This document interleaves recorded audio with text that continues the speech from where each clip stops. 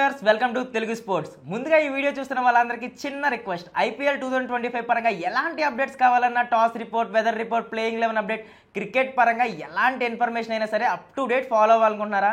అయితే ఈ వీడియో డిస్క్రిప్షన్లో మా Telugu sports telegram channel link నేను ప్లేస్ చేస్తాను.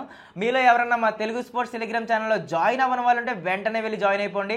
అక్కడ అన్ని అప్డేట్స్ మీకు అందుబాటులో ఉంటాయి. ఐపీఎల్లో సండే డబుల్ ధమాకాకు వచ్చేసాం. Afternoon match Rajasthan Royals versus royal Challengers Bengaluru.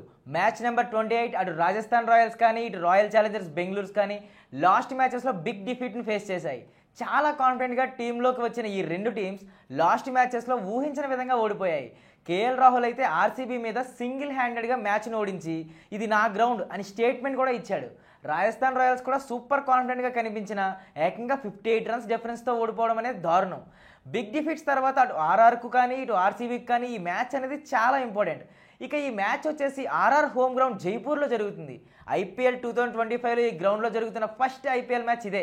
దీంతో ఈసారి జైపూర్ పిచ్ ఎలా ఉంటుంది అనేది తెలుసుకోవాలంటే ఇంతకు ముందు ఈ పిచ్ ఎలా బిహేవ్ చేసిందో ఖచ్చితంగా తెలుసుకోవాలి. ఐపీఎల్ హిస్టరీలో ఈ గ్రౌండ్లో టోటల్గా 57 మ్యాచెస్ జరిగాయి. అండ్ ఇక్కడ ఫస్ట్ బ్యాటింగ్ చేసిన టీం 20 మ్యాచెస్లో విన్ అయితే సెకండ్ బ్యాటింగ్ చేసిన టీం 37 మ్యాచెస్లో విన్ అయింది. ఈ డేటా మనం చూస్తే క్లియర్గా చెప్పొచ్చు ఈ గ్రౌండ్ చేజింగ్కి ఫేవర్గా ఉందని. ఆల్మోస్ట్ 65% మ్యాచెస్ చేజింగ్ టీమ్సే విన్ అయ్యాయి అంటేనే మనం అర్థం చేసుకోవచ్చు. అలాగే టాస్ విన్ అయిన టీం 30 మ్యాచెస్లో విన్ అయితే టాస్ ఓడిపోయిన టీం 27 మ్యాచెస్లో విన్ అయింది. ఇక్కడ మనం చూసుకుంటే పెద్దగా డిఫరెన్స్ లేదు. టాస్ విన్ అయినా లూజ్ అయినా పెద్దగా డిఫరెన్స్ అయితే లేదని తెలుస్తుంది. ఫస్ట్ అయితే చేజింగ్ తీసుకున్న టీంకి అడ్వాంటేజ్ ఉంది. కాకపోతే మ్యాచ్ మధ్యాహ్నం జరుగుతుంది కాబట్టి టాస్ విన్ అయిన టీం ఫస్ట్ బ్యాటింగ్ ప్రిఫర్ చేయొచ్చు. ఇక ఈ గ్రౌండ్లో హైయెస్ట్ స్కోర్ వచ్చేసి 217 రన్స్ అండ్ లోయెస్ట్ స్కోర్ వచ్చేసి కేవలం 59 రన్స్. ఇక్కడ ground statistics and pitch conditions చూసేసాం కదా. ఇప్పుడు ఆర్సీబీ వర్సెస్ ఆర్ఆర్ మధ్య హెడ్ టు హెడ్ రికార్డ్ ఎలా ఉందో ఒకసారి చూద్దాం. ఈ రెండు టీమ్స్ ఇప్పటిదాకా 32 మ్యాచెస్లో క్లాష్ అవ్వగా ఆర్సీబీ 15 మ్యాచెస్లో, ఆర్ఆర్ 14 మ్యాచెస్లో విన్ అయింది. ఇక ఆర్ఆర్ పైన ఆర్సీబీ హైయెస్ట్ స్కోర్ వచ్చేసి 200 రన్స్, అలాగే లోయెస్ట్ స్కోర్ వచ్చేసి 70 రన్స్గా ఉంది.